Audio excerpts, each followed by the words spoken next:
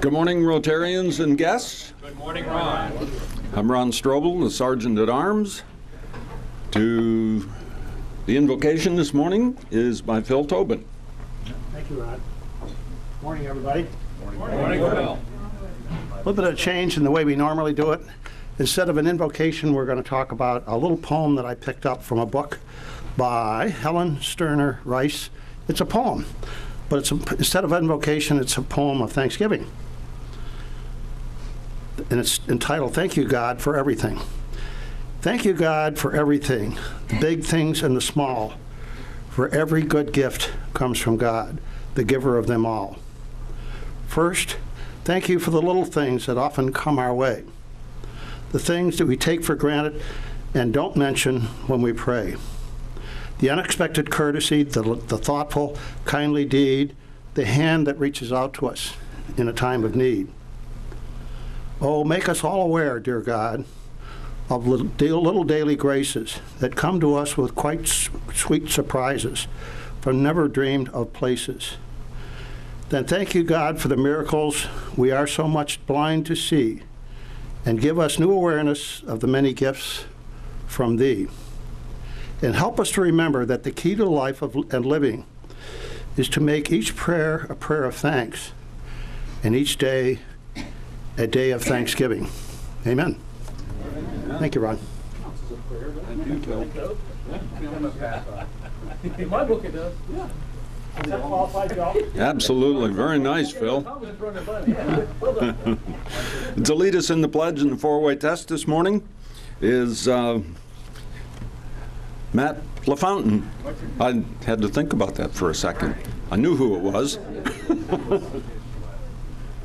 Good morning, everyone. Good morning, Matt. Please join me in the pledge. I pledge allegiance to the flag of the United States of America and to the republic for which it stands, one nation, under God, indivisible, with liberty and justice for all. And the four-way test of the things we think, say, or do. First, Is it true? second, Is it fair to all concerned? third, Will it build goodwill and better friendships? and fourth. Will it be beneficial to all concerned? Thank you, Matt. And that, I understand, concludes Matt's requirements to get rid of that red badge and That stands out. get his real badge. Lead us in song, Dick Pearsall. Let's all just relax and sing "My Country 'Tis of Thee." I love the words, so let's go. We all know it. My country 'tis of thee, sweet land of liberty, of thee I sing. Land where my fathers died, land of the pilgrim's pride, from every mountainside, let freedom ring. And now our president, Joe Avella. Thank you, Ron, and good morning, Rotarians. I think we have an interesting meeting for you all today. First order of business, we do have one guest. I would like to call Roseanne Drake up to introduce her guest.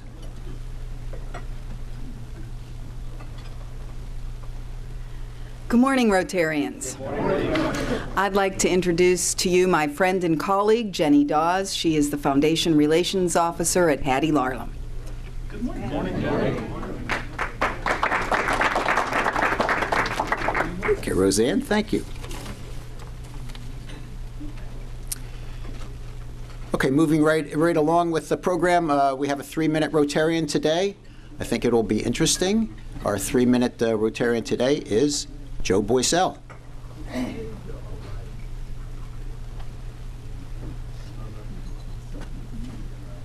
Well, good morning. My hope today is to outdo Ed Sogan's 30-minute Rotarian. And Ed's not even here to pick on. All right, a couple of things that you need to know whenever you invite a preacher to speak. One is it's not going to take 3 minutes. The second thing is that you always get a story, right? And so we start off with a story about this fellow called Old Pete. And Old Pete was the best fisherman in town. Every time he went out to go fish, he comes back with this big string of fish all the time.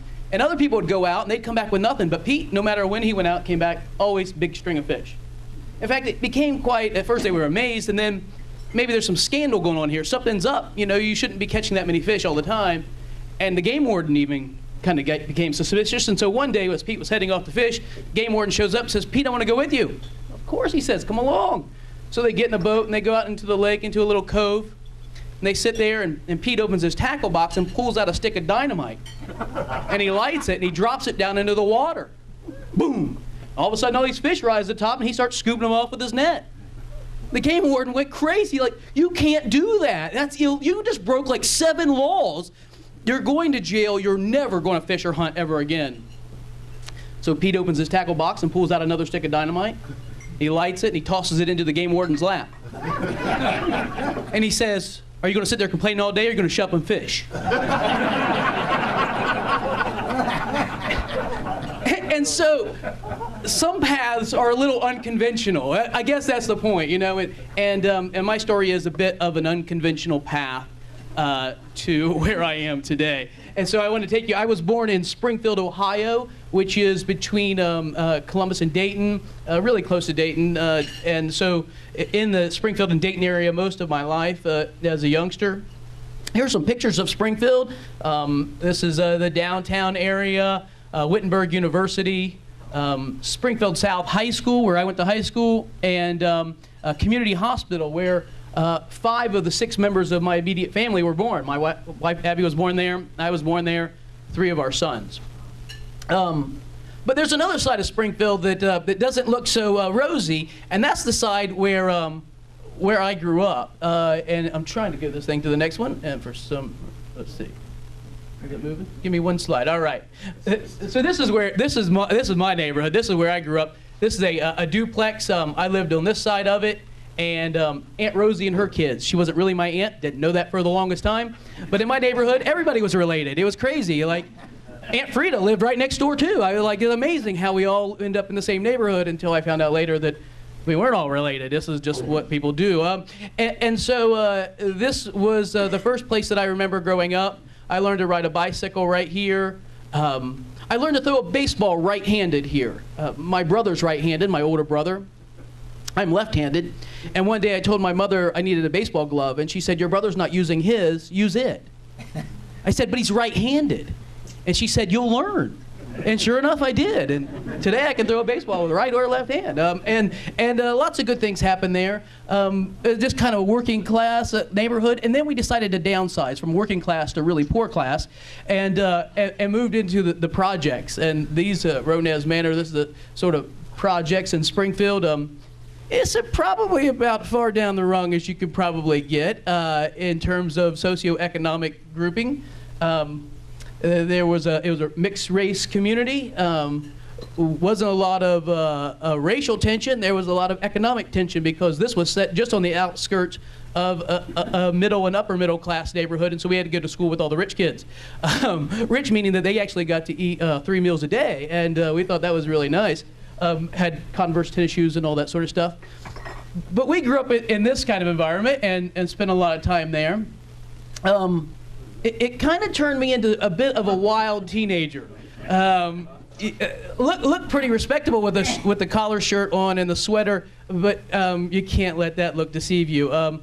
I was a bit on the ornery side. I know that you probably don't believe that, but I was. Nothing major, you know, no major robberies or anything like that.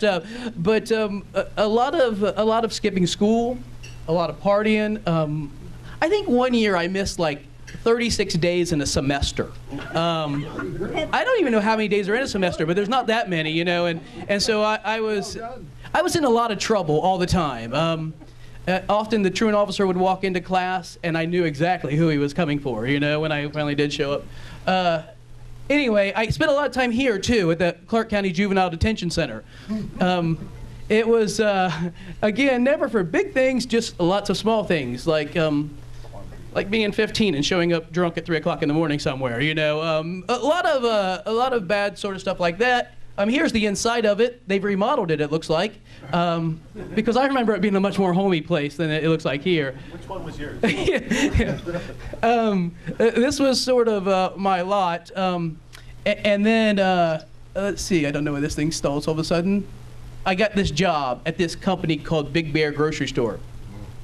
And it was good for me because it kept me out of some trouble. I made a little bit of money, and I partied a little quieter, you know, but this is what I did. And one day, as I'm working at this Big Bear Grocery Store, I was a cashier. The most beautiful person I've ever seen in my life walks through my checkout line. And I was stunned. I was usually pretty quick with the gab there, but this girl was so adorable that I didn't know what to say. And so I'm all tongue-tied, and I think to myself, Joe, come on, speak, you gotta speak. You know, inside everything is going on, but outwardly nothing's coming. And eventually I'm standing there, and she says to me, are you gonna give me my change? And I said, what will you do for it? And her eyes got really big, and she said, what do you want? I said, how about your name? She said, Abby. Okay. And so I gave her the change because I had that was as much as I got, and she walked out, and I had one name. And from that one name, and she was wearing a North High School t-shirt. You believe you went to North? Anyway, so I had to do a lot of chasing down. I eventually find her. And this is our senior prom picture right here. Well, you can see she's just unbelievably cute. I mean, and she sort of told me, look, no more shenanigans, you know? This nonsense has to stop. And so I had my last dance with Mary Jane, and I decided to hang out with Abby. This is no more of this stuff. And we eventually started going to church. And so we were going to church together and planning to get married And in a really unbelievable and mystical encounter, I won't tell you about it because it would take more time than I have. It was not at church, it was at home. There was no preacher, there was no choir, there was nobody trying to sway me. I had an encounter with Jesus. You can believe that or not, but it was real. And it totally changed my life. It changed everything about me. I had no desire to be in ministry. I had no plan of doing this. I worked in electronics and was quite happy to do that. I was thinking computers and that sort of stuff, and nothing about Jesus, nothing about ministry. I mean, and yet it began to change the direction that I was going. But along the way, just a few weeks after I met Jesus, I married Abby.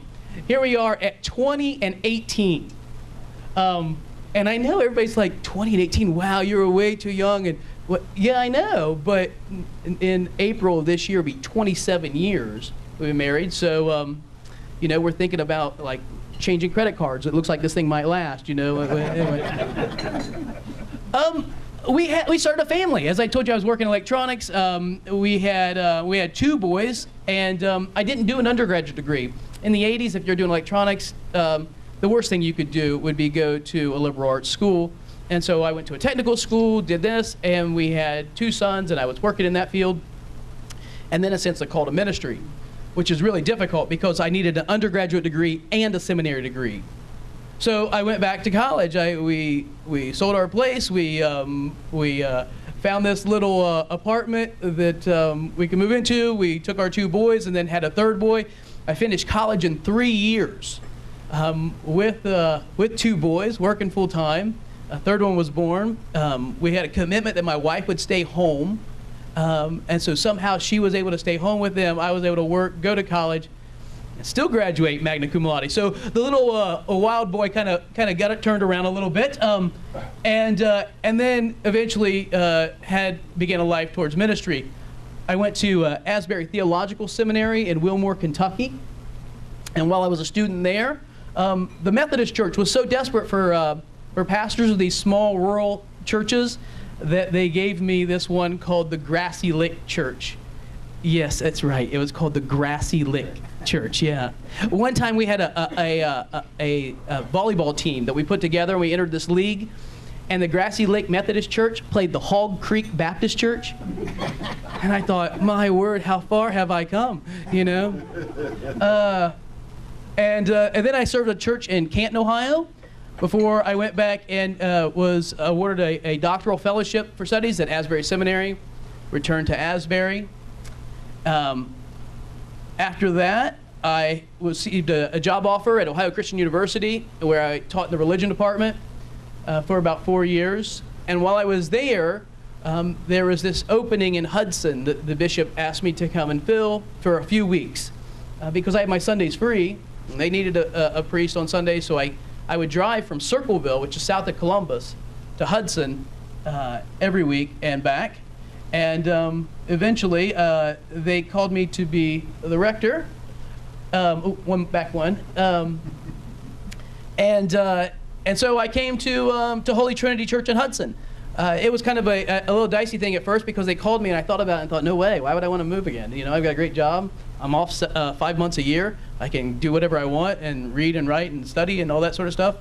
And now, anyway, I took the job on the second offer, so I came here to be in Hudson. I would say that probably all that wildness hasn't exactly worked out, you know, from the youth. Still like to ride a motorcycle. Still like to hang out with my friends at Blossom. This is at the Dave Matthews Band concert, by the way. Still like to do a little rock and roll from time to time. Occasionally show up at the Cinco de Mayo party. My favorite. Yeah, right. I didn't shave that week. And then of course, you know, show up on Sundays to be the rector of Holy Trinity. Just a little bit about Rotary. I joined Rotary as a means of kind of getting to know people in the community and to serve the community in a way different than the church. And I've really been thrilled to be part of this group. And I wish you met at 9, but I'll do it 7. And yeah, it's been great to be part of this. Thanks.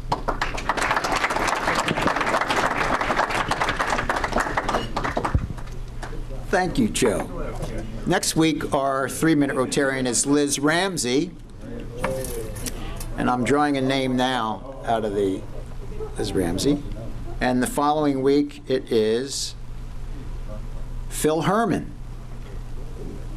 Phil Herman may be back here. I'm going to digress now. I received a note from Phil. You haven't seen him in a while. And I received a note from him last night. A couple of days after Christmas, he was moving some furniture and tore his left bicep tendon. And, thought eventually had surgery, had an MRI, then needed surgery. He was unable to drive for a few weeks. He just got permission to drive a few days ago. So he wanted to be here. He sends his regards. He does have a meeting this morning, which is why he couldn't attend. But he says that he misses us all, and he wishes that he were here.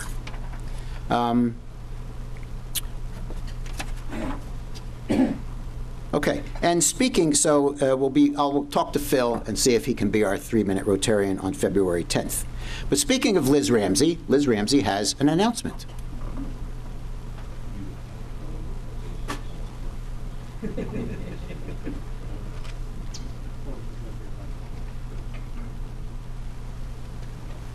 Well, good morning, Rotarians again.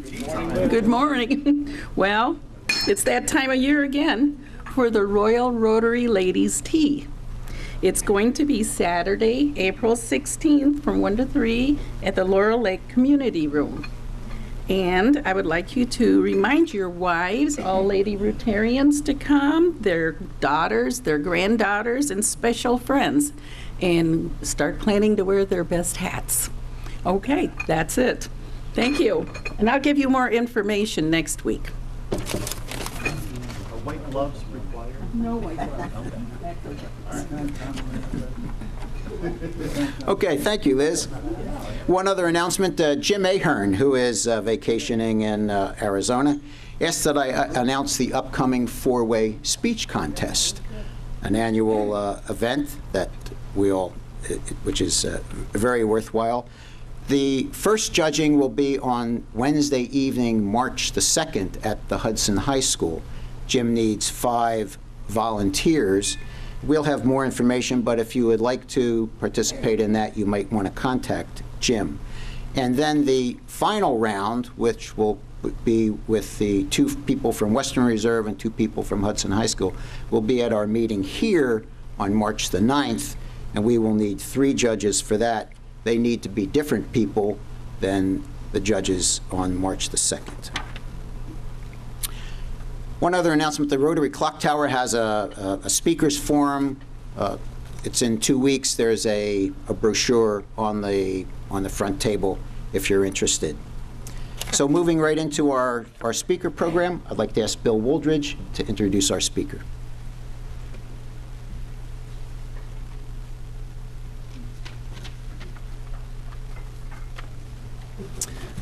Thank you, Joe, and good morning, fellow Rotarians. Good morning, Bill. I'm going to read to you this, I think, very interesting and impressive bio or resume. Our speaker this morning is Deb Hoover, who's the president and CEO of the Burton D. Morgan Foundation. She was instrumental in establishing the foundation's Northeast Ohio Collegiate Entrepreneurship Program to spread entrepreneurship across liberal art campuses, and in bringing the Blackstone Launchpad program to the Northeast Ohio region in partnership with Blackstone Charitable Foundation. She spearheaded Morgan Foundation's decision to establish the Entrepreneurship Education Experiment, a research institute that advances the field of entrepreneurship education through leading-edge research projects and programs. Ms. Huber received the Northeast Ohio Ernst & Young Entrepreneur of the Year Award in 2014 in the Educational Services and Nonprofit category, and received the 2015 Foundation Leadership Award from the Association of Fundraising Professionals, Greater Cleveland Chapter. Deb served from 2013 to 2015 as chair of the Fund for Our Economic Future, a philanthropic collaborative created in 2004 to advance the economic competitiveness of Northeast Ohio, and she continues to represent the fund on the Team NEO Board of Directors. She is chair of the Advisory Council for the Foundation Center in Cleveland, and in April 2014 was elected to the National Board of the Foundation Center, the leading source of information about philanthropy worldwide. Deb also serves on the Board of Trustees of Western Reserve Academy and the Norman Rockwell Museum in Stockbridge, Massachusetts.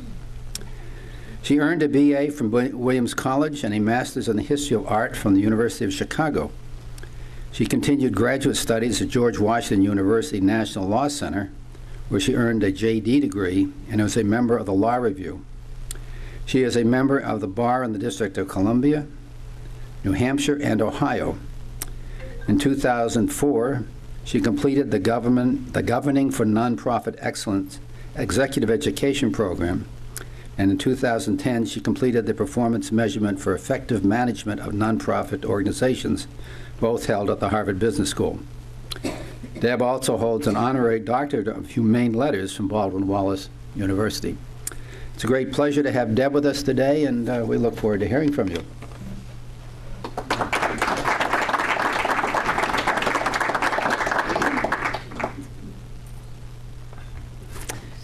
Well, good morning, and thank you, Bill, for that very kind and generous introduction this morning. So I have been here before and talked to you about the work of Burton D. Morgan Foundation, talked about our work building our region's entrepreneurial ecosystem. I'm going to take a slightly different approach to describing our work today. Of course, we've advanced, as Bill said, we're working on some new things, but I want to take it from a slightly different perspective. I want to talk about innovation ecosystems this morning. So this is larger than the work that we've been doing just around entrepreneurship. So do we have our slides coming up? Okay. So I'll just give you a little introduction. So what is an innovation ecosystem? Generally speaking, an innovation ecosystem is made up of the network of activities in a region that includes research, disruptive innovation, experimentation, creativity, and iteration, all ideally connected to the activities in an entrepreneurial ecosystem that can churn ideas into products and companies.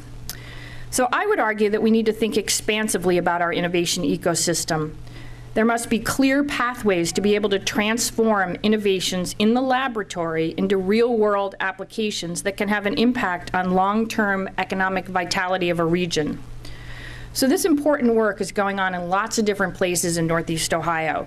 Laboratories, makerspaces, classrooms, incubators and accelerators, studios, kitchens, and even people's garages. It's a team sport that requires talent and experiences of many. It's the fuel that drives our economy, and we need lots of it to be able to generate the best ideas that will gain traction and find their way via commercialization into the marketplace. And it is the synapse points between ideas and commerce where we need to apply know-how and targeted interventions to ensure that we're maximizing the flow of ideas into markets. So my role here today is to share what's happening in our region of Ohio. I'm going to describe the major players in our entrepreneurial ecosystem, how we're working deliberately to connect. Okay, let me just get the slide up here. How we're working deliberately to connect innovation and entrepreneurship, and the many ways in which we're helping young people in the region to understand and practice invention and commercialization. Northeast Ohio, as you all know, builds on a rich history of product development, and we're building on that heritage to reinvent our region and drive economic growth. As president of the Morgan Foundation, the perspectives I'm going to share here today are based on the work that we do in this field in the region. I know many of you knew Burt Morgan. He founded the foundation in 1967. He was an entrepreneur and a true visionary. The mission of Burton D. Morgan Foundation, as you can guess, is to champion the entrepreneurial spirit. Morgan Foundation serves young people, college students, and adult entrepreneurs by cultivating interlocking networks and transformative opportunities that bring together the best minds and most creative thinkers to achieve ambitious results. leveraging our extensive experience in venture philanthropy and ecosystem expansion, Morgan Foundation is pursuing a strategic blueprint that will drive entrepreneurial growth and education regionally and nationally by supporting those with the courage to power our economy. With that introduction, let's take a look at what many people consider to be the pinnacle of innovation ecosystems, and that, of course, would be Silicon Valley. There's a lot going on in this ecosystem diagram, but of great importance is the fact that the innovation activity happening in that region is deliberately connected to what is happening in the entrepreneurial ecosystem. This image captures the intersection of the innovation ecosystem and the entrepreneurial ecosystem, the point at which the rubber meets the road and ideas can reach that critical point of translation where they actually can become reality. In the primordial goo at the bottom there of that diagram, ideas are formulated and tested. Ideas morph and change. Some fizzle and literally fade away. Others take shape and flow into the commercialization pipeline. The innovation pool includes national labs, university research, corporate R&D functions, incubators and accelerators. It also includes entrepreneurs who recognize opportunities, connect the dots, work tirelessly, think outside the box, and are sometimes maybe just a little bit crazy, and I mean that in a good way. When the ideas are shared across elements of the innovation pool, the richest possibilities emerge and are combined to optimize their potential. This is why laser focus on clusters of industry and research is so critical to the economic health of a region. As the ideas emerge from the innovation pool and enter the entrepreneurial ecosystem, that system has to have the key accelerants ready to drive venture development and build a business around that idea or that product. That's where the community needs to step in, and that's with mentors, angel investors, networking, just-in-time education, and other talent as needed. Those ideas that make it out of the seed stage require the community of support in a more substantial way, and that would mean legal, venture capital, accounting, IT support, and networks of peers to act as sounding boards and cheerleaders. We're talking about years to achieve all of these steps, and the path is not always linear. Many do not make it out of the seed stage. They wither, but gain experience and know-how, and ultimately flow back into the innovation pool to try again, and then hopefully stronger and better positioned for having had that experience. And we're going to come back to that topic of failure in a couple of minutes.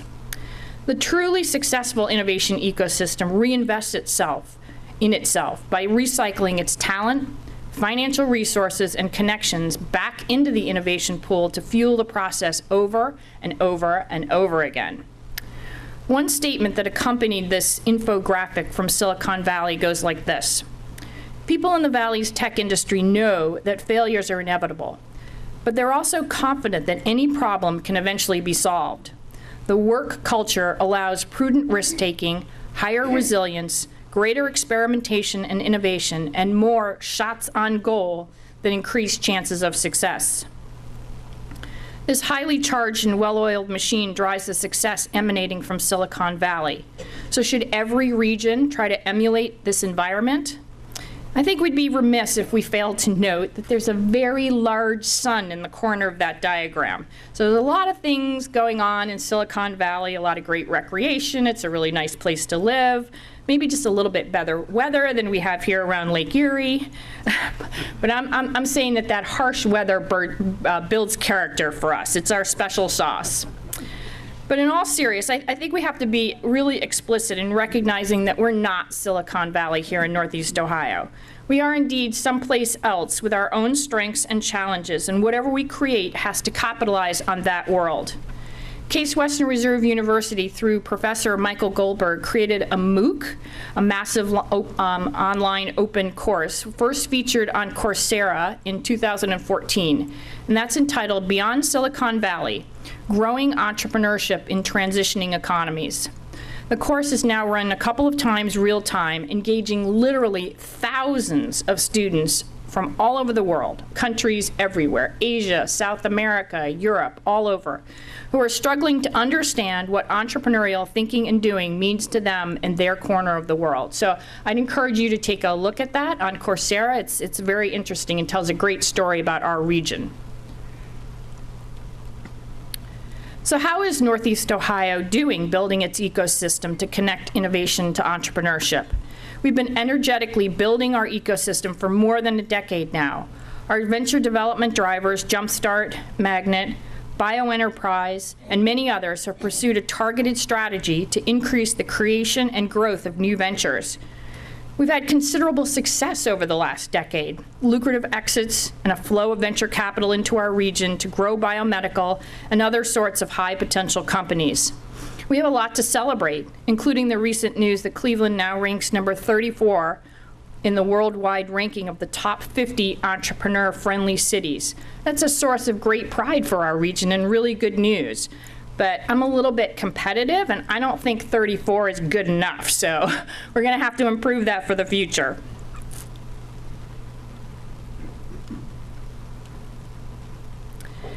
So how did we get to this point in our evolution? We built upon the strengths of our region and tailored the composition of our ecosystem to suit our culture. We focused on manufacturing, the biosciences, polymers, advanced energy, water technologies, and flexible electronics. We have supported high growth potential companies with investment, education, technical assistance, and mentorship.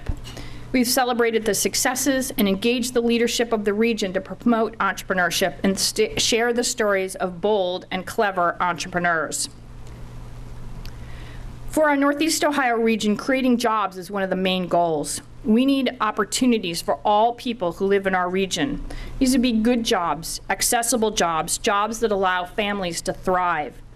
We've set an audacious goal for job creation, many thousands of new jobs each year for the foreseeable future.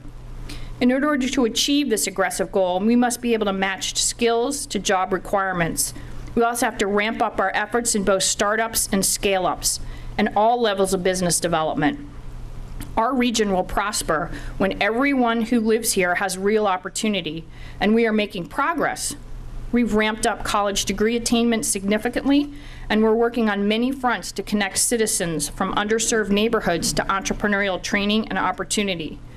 Cleveland, along with Detroit, Durham, and New Orleans, is part of a national learning collaborative sponsored by Forward Cities and Aspen Institute. We're learning from each other about how we can be more inclusive in our entrepreneurial pursuits. And this element of inclusiveness should not be underestimated. Embracing diverse perspectives is a pivotal element of all high-performing ecosystems, and no matter where you are or what innovations your region is promoting. So we're going to explore now some of the thoughts around idea generators in our region and how they're linking those to create startups and those working to apply innovation to scale companies that are poised to grow. So where is idea generation happening? It's happening in really all corners of our region, from the loftiest of sophisticated research centers to basements and garages where tinkerers toil. Our region is connecting all of these centers of creativity to the startup ecosystem. Are we doing this perfectly? I don't think so, but we're constantly working to do this better and be more deliberate in how we approach this work. So we're going to talk about two things. So there's the startup world and then there's the scale-up world. So in the startup world, once ideas reach the startup community, we become quite adept at how we apply the region's resources to develop ideas into companies. Morgan Foundation focuses on all levels of entrepreneurship, from small businesses seeking to grow through SCORE to high growth support through Jumpstart. Over the last decade, Jumpstart companies have raised $715 million in risk capital and created more than 1,500 jobs. With a large portfolio and several successful exits, Jumpstart is helping at least 15 other regions in the U.S. to leverage their own resources.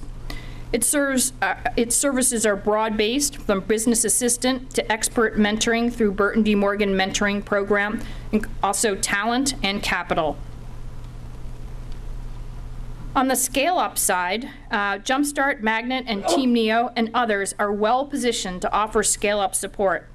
Idea generation feeds not only into the startup community, but also into scale-ups. Northeast Ohio is adapting its startup ecosystem now to feed scale-up efforts and help companies grow through targeted assistance. Jumpstart and Magnet ran an extensive pilot that has taught us a great deal, and we expect to expand the reach of this program in the coming year. Already, Northeast Ohio has some great examples of how scale-up efforts can pay off. Entrepreneur's Edge has been working for many years with middle market companies through its CEO Fellows program. This is a summer program that places talented graduate students in companies that have an idea that requires research and nurturing to grow. Over the years, the program has helped companies to generate new product revenue, side ventures, and jobs. And as an extra bonus, the graduate students are gaining valuable on-the-ground innovation experience. Burton D. Morgan Foundation also acts as a driver and convener in the collegiate entrepreneurship space. Collegiate entrepreneurship on college campuses is a key component of our innovation ecosystem. We have, over the last decade, created a dynamic collegiate entrepreneurship ecosystem that engages virtually every institution of higher learning in Northeast Ohio. We've been intentional about introducing entrepreneurial thinking into classrooms across the campus and providing co-curricular opportunities for students to explore ideas without grades or consequences for failure. We've literally changed the culture on these campuses. From a time 10 years ago when many campuses could not even bring themselves to use the word entrepreneurship, today when entrepreneurship is a catalyst for some of the most innovative activities on every single campus. An example of this is Neo LaunchNet. This is formerly the Blackstone Launchpad program. It's a great example of campus programming that provides opportunities for students to pursue their entrepreneurial dreams. It's a fully experiential program, not connected to the classroom, no grades, and connected to the larger ecosystem through a team of mentors. 4 campuses are now part of this network: Kent State, Lorain County Community College, Case Western, and Baldwin Wallace University. Businesses are being generated from this program, from rockets to medical testing to wearable technology. Our Northeast Ohio students are generating cutting-edge ideas. We have 2,500 students registered, 1,500 ventures formed, and 200 companies operating that have raised more than $3 million in follow-on funding. Our collegiate entrepreneurial ecosystem has developed into a robust network of campuses and programs that bring together innovators, entrepreneurship directors, and students. This is an interconnected mode of working, and it capitalizes on the assets of our diverse campus network, allowing students to hear the ideas of others at regional competitions and boot camps. A great example of this is Entrepreneurship Education Consortium, 11 colleges that share faculty to coach students at an annual immersion week. Another great example, which you might have heard about in the news recently, this is ThinkBox on the Case Western campus. This is a huge makerspace, 7 stories. Makerspaces are sprouting up all over the region at high schools, colleges, and universities, libraries, old warehouses, and factories. Cleveland Public Library has the Tech Central Makerspace, Lorain County Community College has Fab Lab, and of course ThinkBox at Case Western. And this is open to students, the community, and faculty members. I'll say just a few words about youth entrepreneurship. I think you have Greg Malkin coming, and is that next week? He'll be here, so Greg will be talking to you a lot about the region's work in the field of youth entrepreneurship. Just as our region works collaboratively around collegiate entrepreneurship, we could coordinate efforts to strengthen youth entrepreneurship opportunities, providing teacher training, market opportunities, competitions, and programming. Camp Invention, a wonderful program. It's been operating in Hudson for many years. My own children participated. You go by a Camp Invention program during the summer and you're going to see scores of begoggled grade schoolers deeply engaged with their tools and gizmos, developing the next great invention that will change the world. Camp Invention is a program of Invent Now based in North Canton, serves 80,000 students across the nation annually. And these days, young inventors learn through Camp Invention not only what it takes to create a product, but also how to patent that product and ultimately take it to the marketplace. And it was Morgan Foundation that helped Camp Invention insert that entrepreneurship piece into the program. Greg will talk a lot about this, but I'll just introduce this. This is the Inspire Conference and Teen Tech Tank competition. In November last year, close to 200 youth entrepreneurship educators gathered at University School for a 2-day conference focused on peer-to-peer learning and partnerships to improve student learning. The event included keynotes from Shark Tank's Damon John and Jessica Jackley, who's the founder of Kiva. Students who participate in our region's young entrepreneur market were on hand to sell their products. The event is really a great example of how we're working every day to build the pipeline of entrepreneurs in the region who are equipped to innovate and create products. I also served as a judge on the Teen Tech Tank competition, and it was absolutely amazing to look at the apps and hardware and software that these students came up with. And there were 5 lucky winners. They got to pitch before Damon John, and each of them is entitled to a scholarship to Cleveland State University as well. So it was a big deal, and we're quite proud of it. Culture is paramount. And we've really already touched on many of these points throughout this presentation. I just want to emphasize that it is the attitude of a region about failed ventures that is absolutely critical. We have a really odd relationship in our country with failure. Whether we like it or not, failure is intricately connected to America's individual identity, and it can sit like a demon on the shoulders of an entrepreneur who has a setback. The reaction of the community to a failed enterprise is critical. The more we examine those failures, learn from them, and move on, the better our region will be. And my observation is that we're a long way away from that. We've come a long way, but we have a ways to go in terms of our attitudes about failure. I just want to mention about the role of philanthropy in our region. I know you all are taking a look at the field of philanthropy through your programming. In Northeast Ohio, philanthropy has been a key player in this economic development story. The Fund for Economic Future, mentioned by Bill, is a 50-plus member collaborative that has invested $100 million in the region's entrepreneurial ecosystem over the last decade.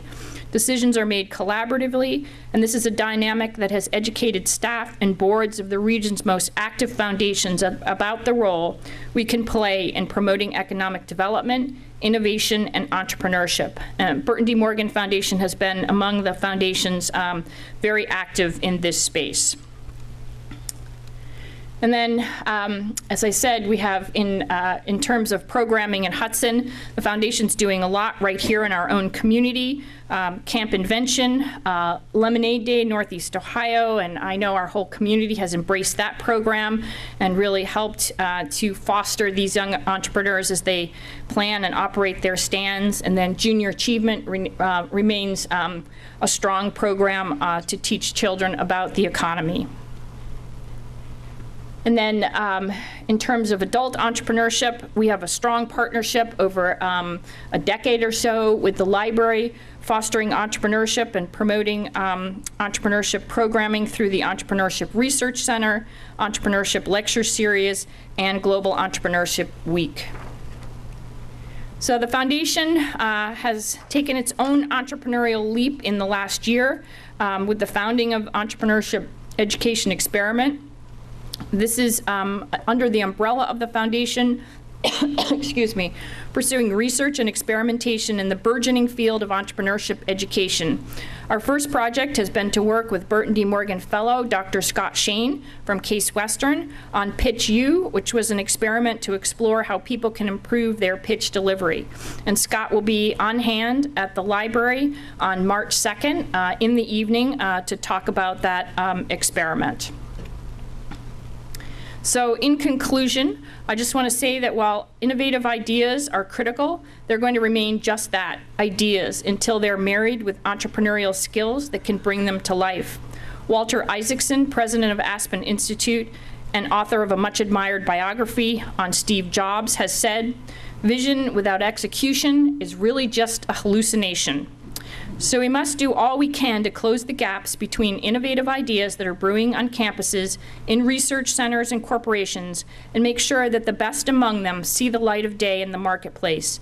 The more we have our radar up and connect the dots, the more we will realize the full potential of our research capabilities. Thank you all very much for having me this morning.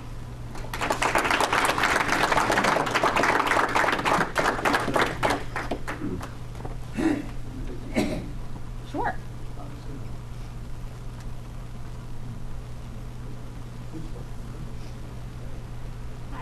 Hi.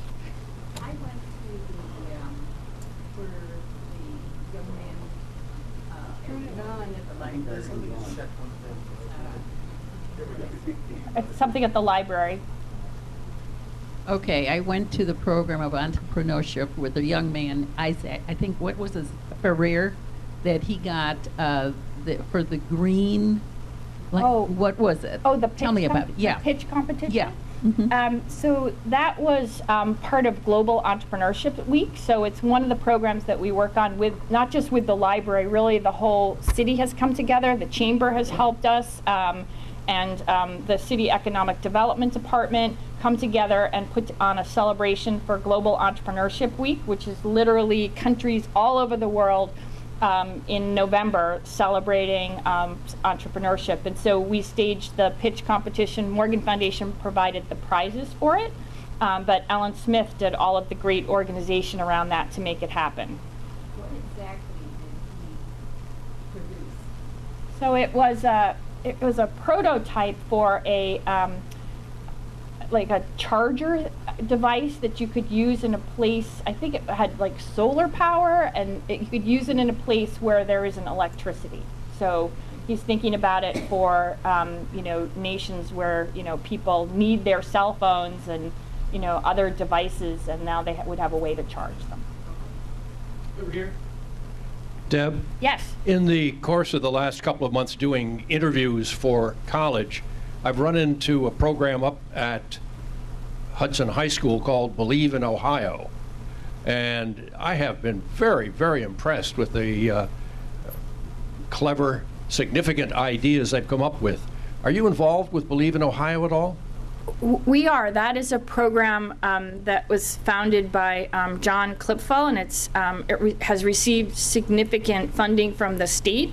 It's really focused on the STEM disciplines, and it's to help students think about their studies, think about ideas that they themselves could generate, and then learn that, okay, this is how you would take that idea and then develop it into a product and take it to the market. So it's been highly successful, especially for public high schools. John Klipfel and his organization is one of the key elements in our youth entrepreneurship ecosystem. So we're very proud of what they've been able to achieve. They have done like a science STEM forum on various campuses, and I've been at those. I've had parents come up to me and say that this whole experience for their child has been like the greatest life-changing event up to that point in their lives to help them envision their future. So that's why we do what we do, because people tell you things like that, and it happens at the college level as well. I've been out this month because we're rebranding the collegiate program Blackstone Launchpad to Neo LaunchNet.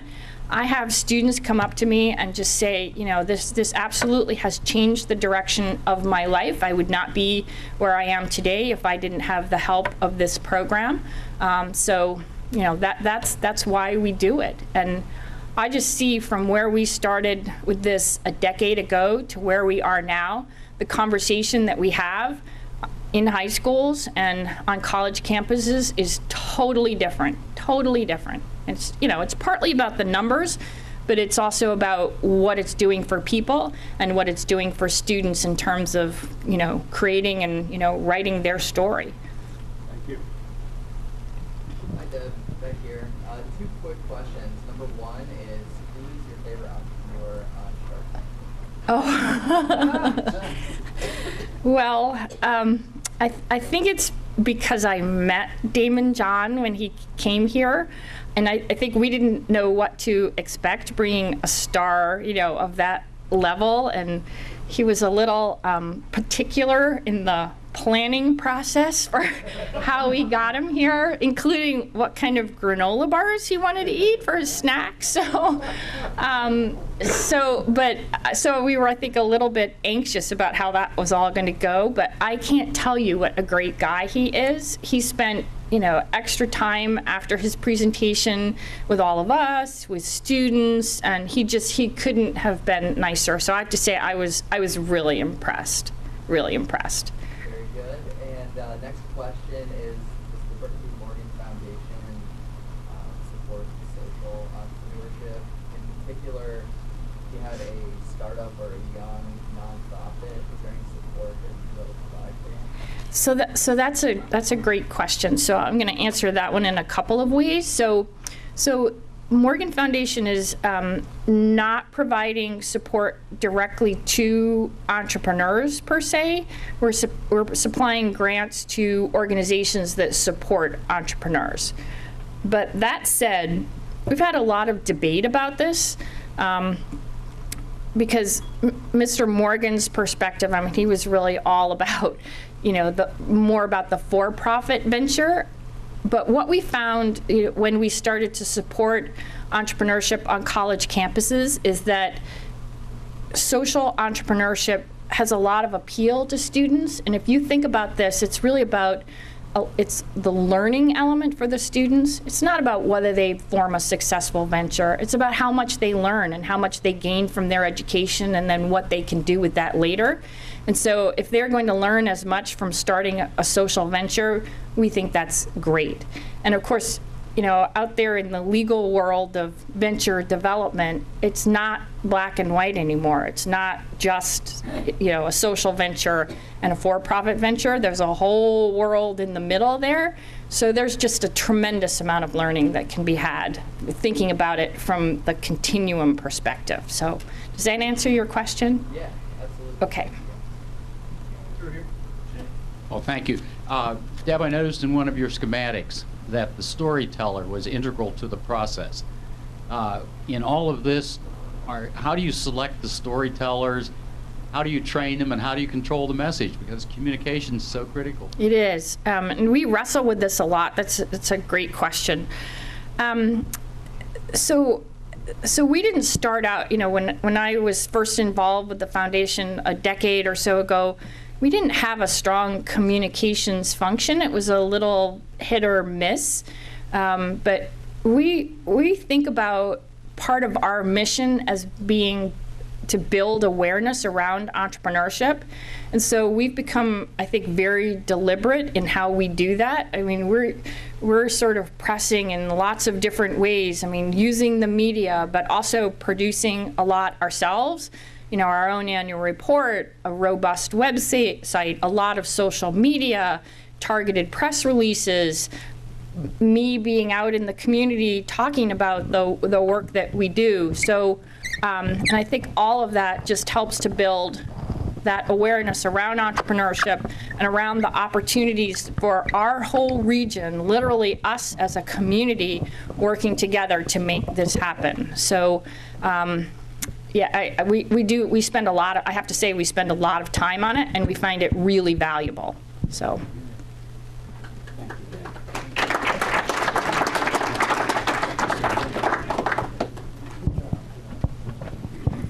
Thank you, Deb.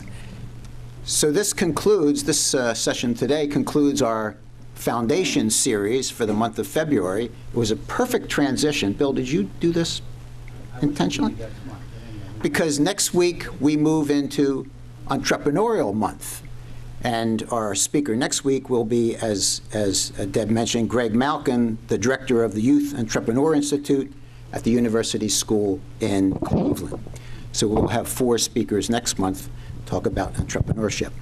Thanks today to Ron Strobel and Bill Wooldridge to be our greeters, our audio and visual crew, James Field, John Hairston, Den Rich, and Ron Barnhouse. Thanks, Sienna DeMattis, for coming in from Service Learning and handling the video.